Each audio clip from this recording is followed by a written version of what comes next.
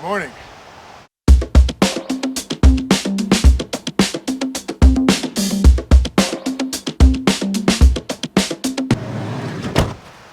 Today is the day, hang on, that we finally crossed the border into Alaska. And I found it only fitting that I wore my Alaskan highway shirt that I bought on the road up here. So we started here at mile 0 in Dawson Creek. I don't know how well you guys are gonna be able to see that. And we have driven almost the entirety of the 2,400 miles. We still have about 9 hours of driving to go, but right now we are here at Haines Junction and we are driving up to right about here, which is the Alaskan border crossing, and then our final destination up here in Fairbanks. So it has taken a long time to get where we're at. From the Keys of Florida, about 6 months and just about 14,593.3 miles that I've put on this van since we left the Florida Keys. So we have driven a very long way. It took a couple detours along the way, but we are now in the final stretch and are about to cross into our last state, Alaska. So if you've been watching this journey or you've watched my channel before, you know, my name is Ryan. I live out of the back of my self-converted camper van.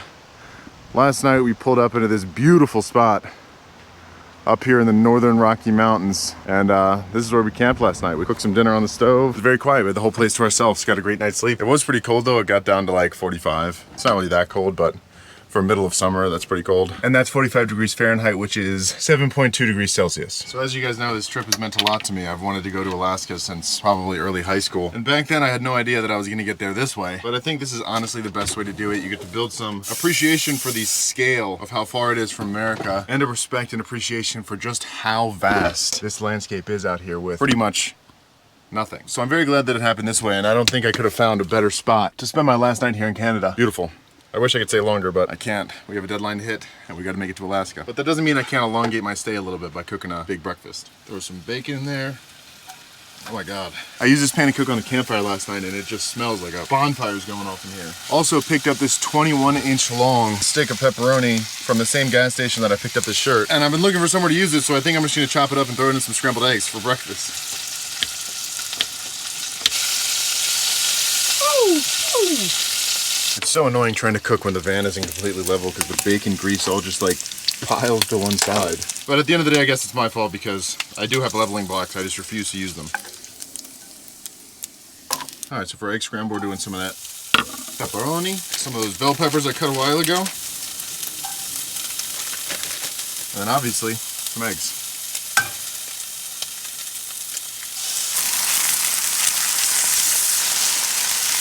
And while those finish up, I'm also gonna get my pancake mix in there.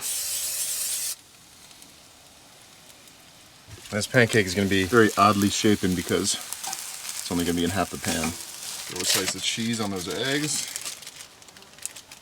I think those are ready to come off.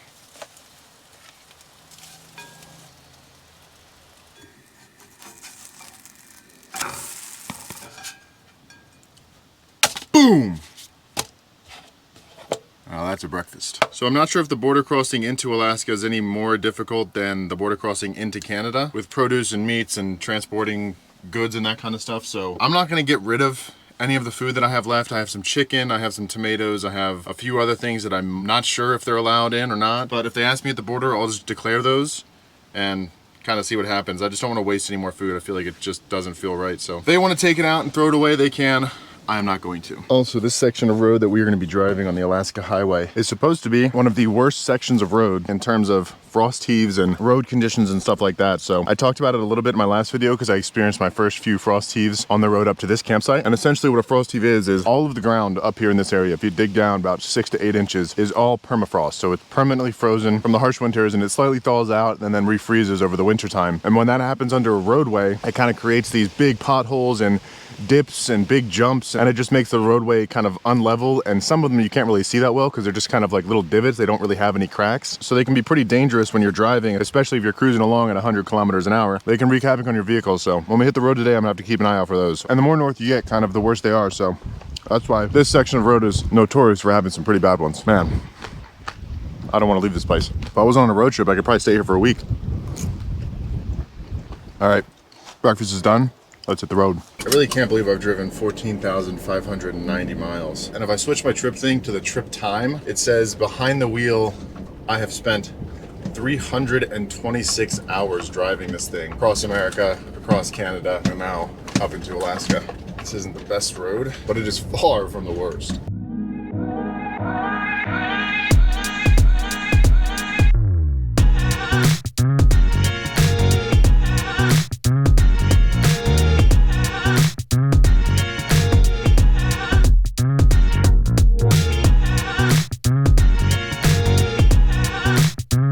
There haven't been any frost heaves yet, but we just came across this section of road that is fully gravel. That's probably being repaired from frost heaves, but not too sure. There's a good example. Oh. Yeah, so they kind of come out of nowhere and you don't really see them. And yeah, these gravel roads really aren't the best when you're driving behind someone. Sometimes they get pretty dusty. But the roads out here are treated with a special chemical, I forget what it's called, to keep the dust down. Sometimes, I guess, doesn't do the best job. But apparently the chemical that they treat it with is actually a corrosive chemical for your vehicle. So once I get back in the lower 48, I'll probably give the van a good washing and make sure I get the undercarriage well. All right, so I've slowed down a bit, but up here are some sections of frost heave that looks like they've kind of been repaired. I can see them in the distance, but even with the repairs, sometimes they're actually pretty bad to drive over. They're kind of just like a combination of potholes, divots, and everything that can go wrong with the road all in one. And I've kind of noticed that they all typically happen in, oh, this one's similar sections of the road. They're kind of all together when they do happen. And as you can see, this is a pretty bad section of road. I don't know if you guys can see how the road kind of goes up and down and up and down. It's like driving on a wave. But yeah, for some reason they're all always grouped together in these bad patches of road.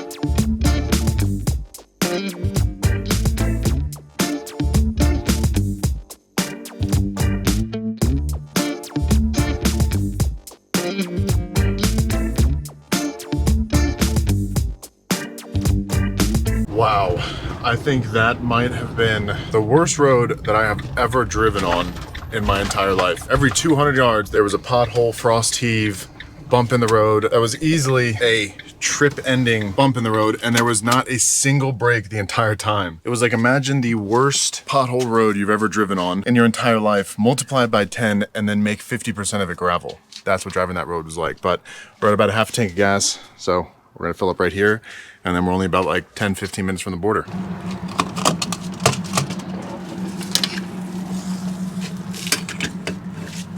I was actually starting to get kind of worried there that I wasn't gonna find a gas station because I had no service, and for probably the last 100 miles there wasn't one. All right, we are topped off and all paid up. Let's finish the last leg of this journey to Alaska.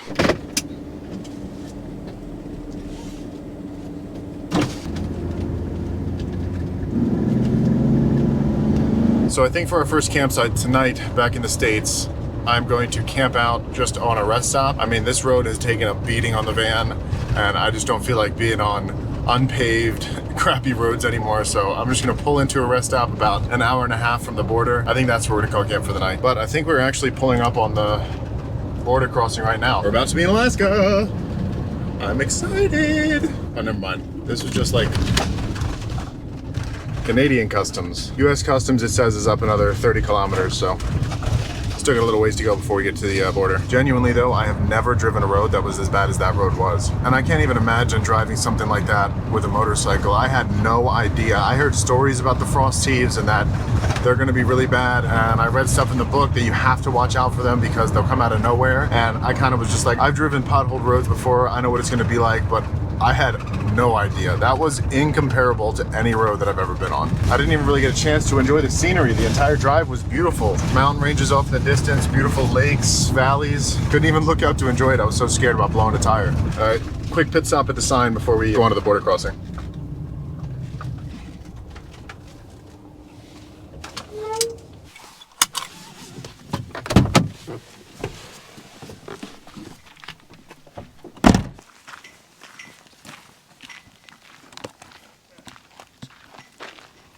every time there's a stop, there's always stickers covering everything. There we go.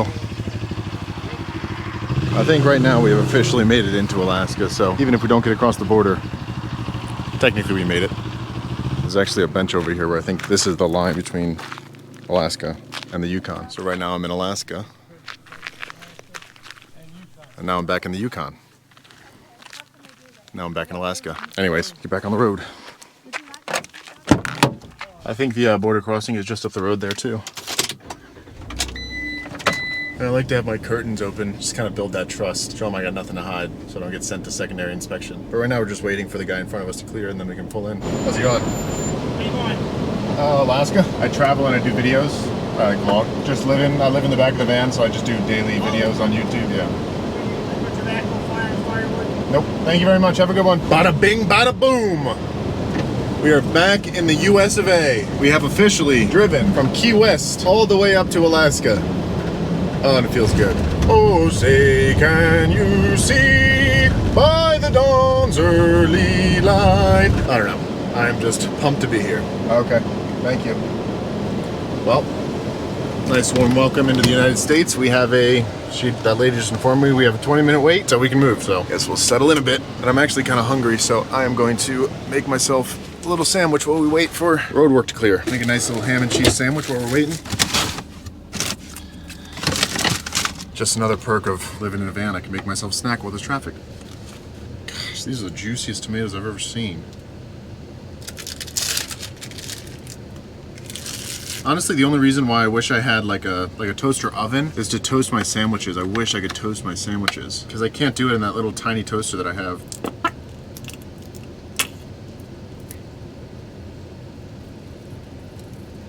There we go. Nice little sandwich on the road. So the road trip isn't over yet. We still got about 8-ish hours until we get to Fairbanks. And I think tonight for camp, I'm gonna drive another hour and a half to find a campsite.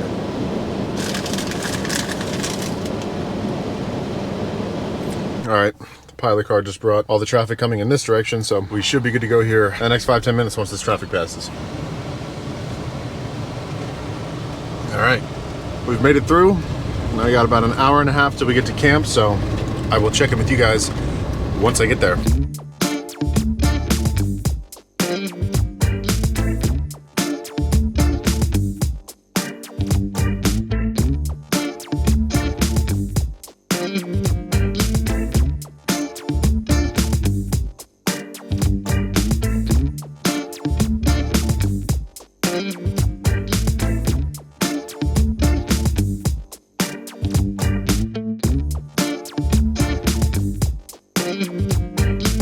Alright, so the road has finally started getting better. I didn't really record too much on the way here because I was so focused on not hitting a pothole. It would have sucked to drive 13,000 plus miles and then have it ruined in the last 300. We're almost at the spot that we're gonna camp tonight. It's about a mile down the road. Down here, I think it's a fishing or boat parking lot or something like that on the river. Drive up here has been beautiful other than the potholes. I mean, it's like just constant view of the mountains off in the distance. All of the sections of the road that they've repaired legitimately look like they just drove down the road, dropped a pile of asphalt, steamrolled it over, and then just left. It is the sloppiest road work that I've ever seen, but I mean, I guess it gets the job done, and when you have to pave over stuff 100 times, I guess it makes sense. But I think this is where we're gonna stay tonight. I don't really know. It's got a nice view of the mountains, so good enough for me. We'll walk down there and see what it is down there. A lot of driving today. I think we clocked in another 6 hours. Yeah, we're just doing a paved campsite tonight because she took quite the beating tonight. She deserves the rest, not driving up another dirt road.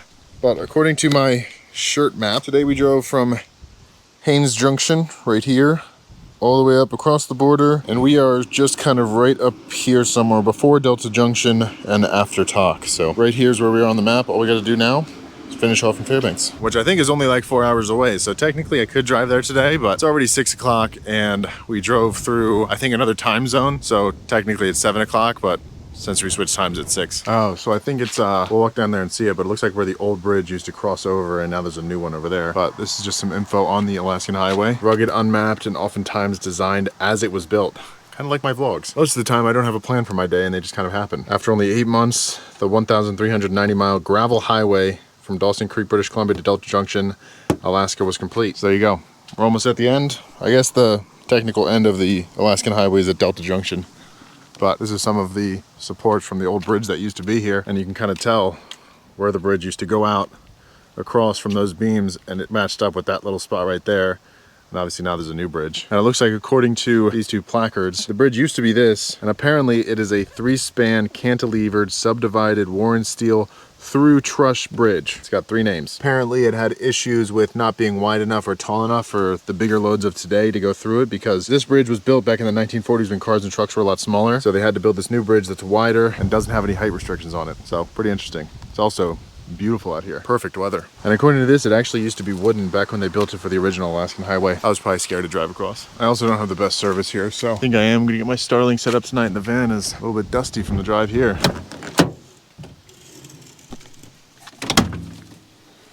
Oh my gosh, everything is coated in dust. I think I left my fans open. Ugh.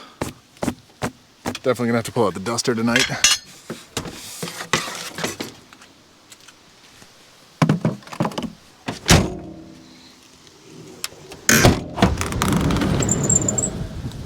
Oh yeah, very nice layer of dust on everything.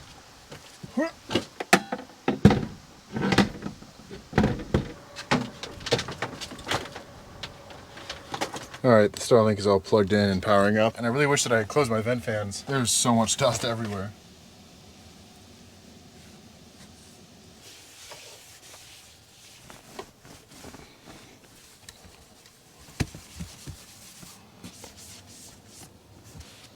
There we go. That's good enough. All right, so I'm not gonna lie, I was pretty beat after I got the Starlink set up, so I took like a 20-minute power nap, and after I woke up from my nap, I had a really good idea for what I'm gonna try to make for dinner. And since I have that leftover pizza dough in the fridge, I think I'm gonna try to make a chicken wrapped puff pastry thing. I don't know. We're just gonna throw a bunch of stuff in little puff pastry wrappers, and hopefully it tastes good. I'm kind of thinking we'll do something kind of like a chicken cordon bleu with some ham, some cheddar cheese, and then I guess maybe some like ranch dressing or something. I don't know. Oh, and also, obviously, some chicken. So I think while I wait for this pizza dough that I have left over from the pizzas I made the other day to get up to room temperature, I'm gonna get this chicken all nice and cooked up. And yes, I am cooking with the doors open because there's a very nice breeze coming off the river and it feels very good. So if someone pulls up next to me, it's just gonna be an awkward rest stop hello. So I'm gonna be honest, I'm not 100% sure this recipe is even gonna work, but just the idea of it sounded so good in my head that I have to try it. All right, so I had to close the door a little bit because the wind was blowing my flame out on my stove. But for this chicken, we're not really doing much. Just got some oil in the pan. Throw them in there. I'm just gonna cook them all.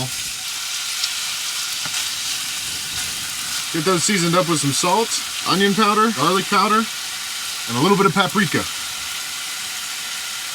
On both sides. Also, before I threw this chicken in the pan, I actually got the oven started preheating, so that should be ready to go by the time these are done. Chop everything up, throw it in the pastries. Actually, a super simple dinner. And while we wait for that chicken to cook up, I'm gonna get this rolled out. And I want to roll this kind of as thin as I can get it, kind of like a puff pastry. Or at least that's what I'm going for.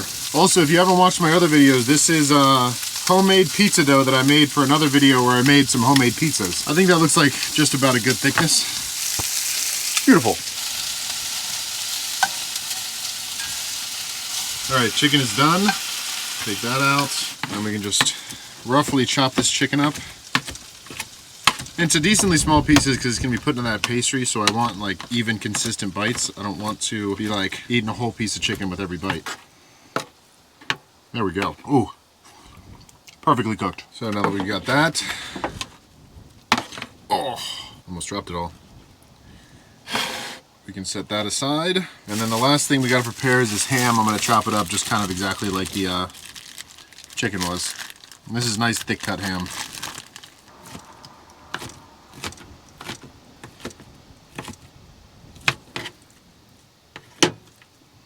There we go. If we need more, we can cut more, but I think that should be good.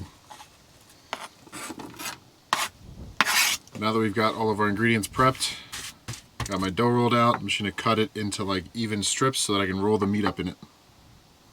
Or at least that's the plan. We'll see though. That should be good. So now I'm basically just gonna tuck some chicken, some cheese, and then some ham in each one of these. I guess maybe I should have made them a little wider.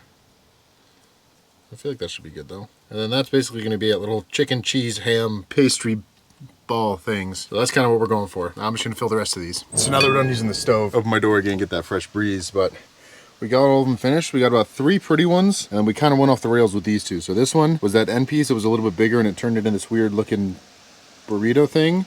And then this one honestly kind of looks like a bao bun. I gave it this little fancy twist at the top.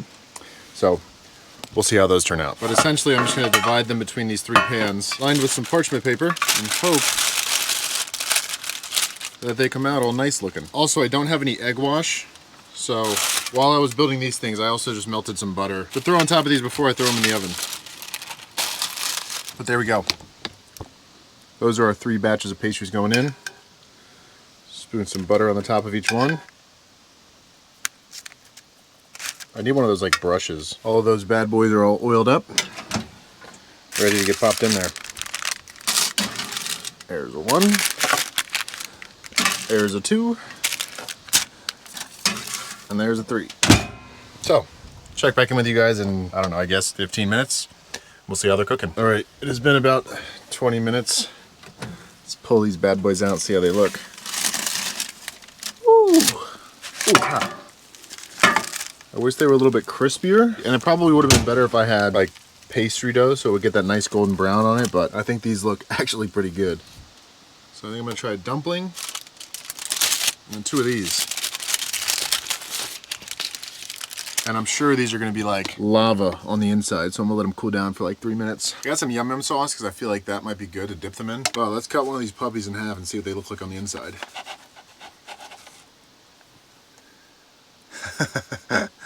It like doesn't look good, but it does at the same time. And I know it's going to be good because it's just pizza crust, chicken, cheese, and ham packed together in a little pizza pocket. It actually is pretty good. Honestly though, I think the pizza crust is the best part of it. I really did a good job on this pizza crust this time. This one actually does look like a bao bun on the inside. Ooh, they're hot though. I definitely could have made them look a little prettier, but for a quick, easy dinner using the food that I had, came out pretty good. Ow! Ah! So hot.